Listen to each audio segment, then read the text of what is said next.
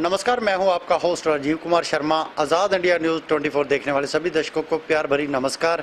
आज हम बैठे हैं जी, कल सूर्य ग्रहण लगने वाला है और हमारे साथ बैठे हैं जी पंडित रविकांत भार्गव जी। उनसे बातचीत करेंगे कि सर क्या इसके फैक्ट ऑफ ऑल हैं और क्या इसकी लोगों को बेनिफिट होने वाले हैं और किन के लिए ये लाभकारी है, किन के लिए ये नुकसानदेह है, और ये सारी जानकारी हम पंडित जी से बातचीत करके आपको बताएंगे। ये हमको बताएंगे कि क्या क्या इसके इफेक्ट पड़ने वाले हैं, क्या क्या इसके लाभ हैं। ये सारी जानकारी हम आपको देने जा रहे हैं। तो बात करेंगे। सबसे पहले आपका बहुत बहुत स्वागत है पंडित जी। क्या नाम है जी? नमस्कार, मेरा पंडित रविकांत और मैं आपके चैनल का बहुत बहुत धन्यवाद करता हूं। और जैसे कि अभी आपने पूछा है, ग्रहण जो है, सूर्य और चंद्र दो ग्रहण रहते हैं। जो ग्रहण है इसका आध्यात्मिक और वैज्ञानिक दोनों इसके फैक्ट रहते हैं। जो सूर्य ग्रहण है ये अमावस्या को और जो चंद्र ग्रहण है ये पूर्णिमा को लगता है। इस साल का सूर्य ये पहला ग्रहण है। जो पिछला ग्रहण लगा था वो लगा था 26 दिसंबर 2019 को। और जैसे कि आपने देखा था कि उसके बाद में हमारे देश में और एक पूरे विश्व में इसका काफ़ी ज़्यादा ब्रह्मांड में बदलाव देखने को मिला और एक जो नई बीमारी है उसका आगाज़ हुआ। कुछ वैज्ञानिकों का और ज्योतिष का ये भी मानना है कि ये जो ग्रहण है इस महामारी को कुछ हद तक पीछे धकेलने में कामयाब रहेगा, क्योंकि जो हमारे बदलाव आएंगे वो सकारात्मक रहेंगे।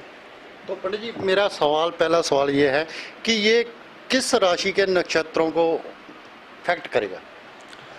देखिए, जो ये ग्रहण रहता है, ग्रहण का मतलब है कि जब सूर्य, पृथ्वी और चंद्र जब ये एक संपर्क में आते हैं, राहु एक छाया ग्रह है, तो तब ये सूर्य ग्रहण का निर्माण होता है। और जब सूर्य, चंद्र, पृथ्वी आपस में संपर्क में आते हैं तो इसका मतलब है कि उसने सूर्य को अपने प्रभाव से ढक लिया है। जैसे जैसे ये सूर्य अपनी कला आगे चलता जाता है, हर शहर में ये अलग अलग रहता है। जैसे जैसे सूर्य चलता जाता है, हमारे शहर का जो है सूर्य ग्रहण का समय और रहेगा। औसतन जो इसका समय है सुबह 9:15 से लेके कल सुबह 9:15 से लेके और 2:02 तक रहेगा। और जो समाप्ति संपूर्ण है वो 3 बजे होगी।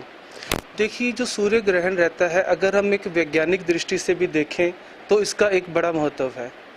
इसके अंदर क्या रहता है कि जब आगे पीछे सूर्य का किरणों का हमारी बॉडी पे, वनस्पति पे, जीवों पे, पक्षियों पे, हर एक पे एक पॉजिटिव प्रभाव रहता है। जैसे हम सन बात लेते हैं, तो ऐसे ही जब ये एक प्रदूषित होता है ग्रहण के कारण, उससे बिल्कुल विपरीत इसकी जो किरणें हैं वो नकारात्मक ऊर्जा देती हैं। अगर ये आगे पीछे सकारात्मक देती है तो ग्रहण के दौरान ये नकारात्मक हो जाती है।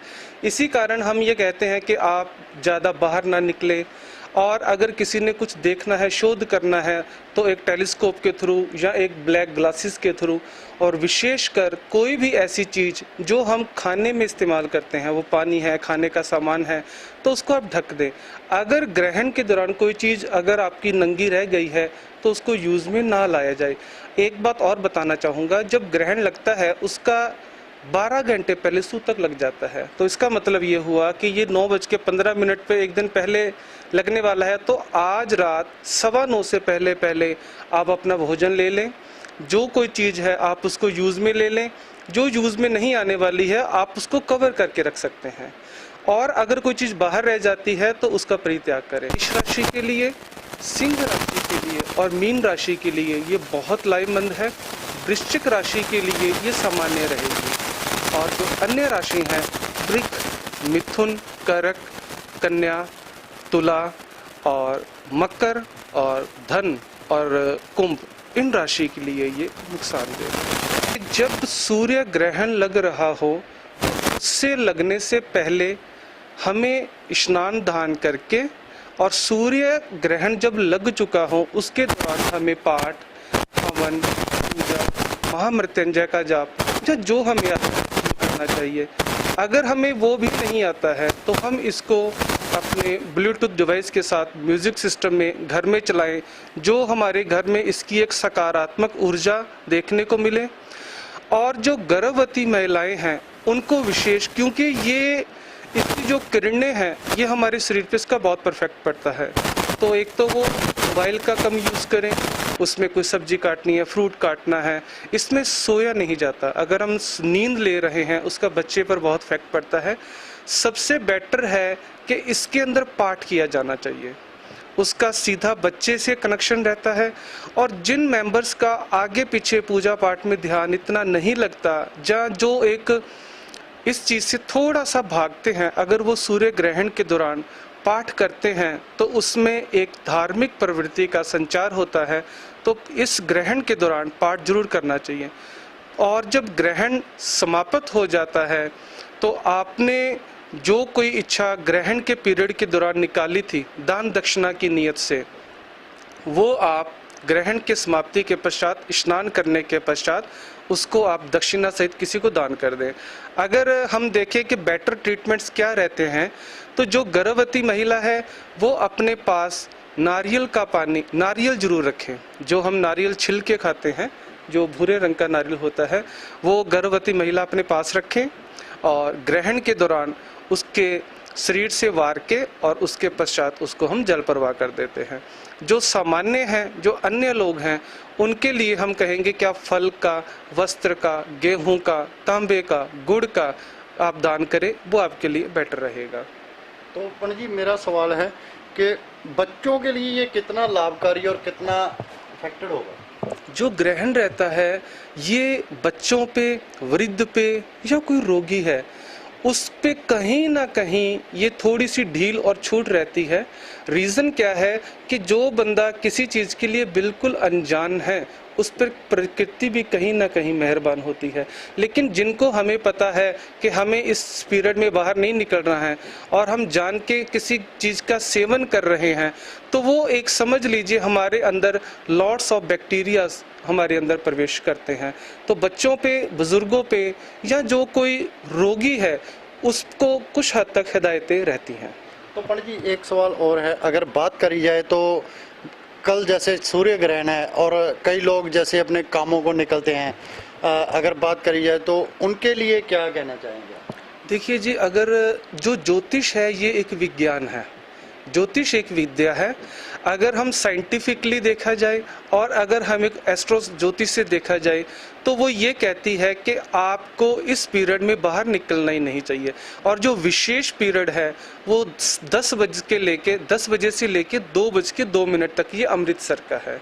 जैसे जैसे सूर्य अपनी कला आगे आगे लेके जाता है, हर शहर का ये सूर्य ग्रहण का समय अलग रहता है। तो कुछ तो यहाँ तक कहते हैं कि आप लेंटर के नीचे रहें, छत के नीचे रहें, आप इसको बाहर ना निकलें।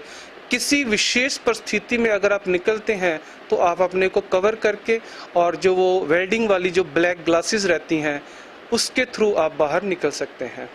तो पंडित जी, मेरा लास्ट सवाल है, जैसे कोरोना वायरस की महामारी चल रही है तो क्या इस सूर्य ग्रहण को हम कोरोना वायरस देख सकते हैं? देखिए, जो पिछली बार सूर्य जो बड़ा ग्रह है और इसका हमारे जीवन पे आप कल्पना भी नहीं कर सकते कि सूर्य के बगैर हमारा पृथ्वी पर जो जीवन है वो सफल हो सकता है। तो सूर्य का हमारे जीवन पे, जीवों पे, पशु पक्षियों पे, हर एक पे बड़ा इफेक्ट है। पिछली बार जब 26 दिसंबर 2019 को सूर्य ग्रहण आया था तो एकदम से इसने हलचल मचाई थी। और जब भी आप देखिए, जब कोई ग्रहण लगता है, ग्रहण जो रहते हैं वो 2 प्रकार के रहते हैं। एक रहता है छाया, उसका इतना इफेक्ट नहीं होता, उस पर कहता है कि कुछ अंश तक जो उसको कवर करता है। लेकिन ये जो है ये पूरा है। तो ये आप समझ लीजिए कि भारत के साथ साथ जो उत्तर एशिया है हमारा, जो हमारा एशिया का भाग है, उसमें हमारा चाइना का कुछ भाग है, पाकिस्तान है, ब्रह्मा है, वहाँ पर भी इस सूर्य ग्रहण का प्रभाव देखने को मिलेगा। कुछ हद तक यूरोप, ऑस्ट्रेलिया में भी इसका प्रभाव है। अगर हम साइंस के हिसाब से देखा जाए या ज्योतिष के हिसाब से देखा जाए, कल के बाद में हिंदुस्तान में ये अपना थोड़ा सा पीछे की तरफ आना मिलेगा। कोरोना से, कोविड-19 से कहीं ना कहीं समाज को छुटकारा देखने को मिलेगा। ये अपना प्रभाव कम करता जाएगा, क्योंकि किसी भी चीज़ की जहाँ से शुरुआत होती है उसका इलाज भी वहीं से देखने को मिलता है। देखिए, कोई भी चीज़ है, तथ्य को प्रमाण क्या, आप अगर इस चीज़ के साथ जुड़ते हैं, अगर हम अपने पिता से कुछ ले रहे हैं और अगर वो कष्ट में है तो हमारा भी कोई फर्ज है। जब हम 365 दिन उसका हम सूर्य से लाभ ले रहे हैं, अगर वो पीड़ित है तो हमें उस समय में उसका दान पाठ पूजा हवन यज्ञ जरूर करना चाहिए। अगर हम इस चीज़ को नहीं मानते हैं तो जो जो इसकी हदायतें हैं अगर हम उसके उलट चलते हैं, जैसे बाहर निकलना, नंगी आँखों से देखना, तो उसका हमारे शरीर पर हम जो चीज़ ओपन रह गई हैं उसको खाना, तो वो हमारे अंदर अगर हम टेलीस्कोप से देखते हैं तो उस वस्तु में सैकड़ों बैक्टीरिया कीटाणु देखने को मिलेंगे। ये जो सूर्य ग्रहण है ये एक भ्रम नहीं है, इससे डरने की ज़रूरत नहीं है, भ्रम नहीं है, इसको समझने की ज़रूरत है, इसको साइंटिफिकली देखने की ज़रूरत है। हम इस चीज़ को तब ना माने अगर हम वाकई इसको नंगी आंखों से देखते हैं और हमें इसका कोई फैक्टर नहीं मिलता, चाहे हम कोई उस चीज़ का सेवन करते हैं जो नंगी रह गई है, हम उसको टेलीस्कोप से देखेंगे, वो कोई भी चीज़ है उससे हमें कीटाणु देखने को मिलेंगे।